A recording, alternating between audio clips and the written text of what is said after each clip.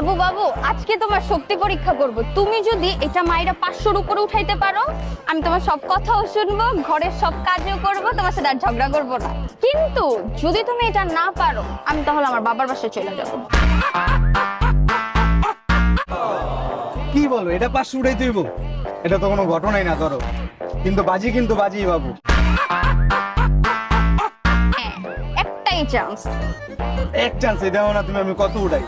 মনে রেখো, যদি পারি তাহলে তুমি আমার সব কথা শুনবা, ঘোষা দিয়া ভূমিকম্প উঠায় ফেলাম, তুমি দেখো। আর না পারলে বাবার বাড়ি চলে যাবা না?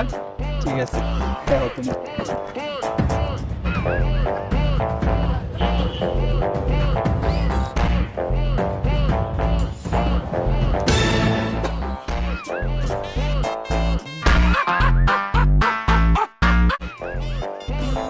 হ্যাঁ বাবু, কি হলো এটা?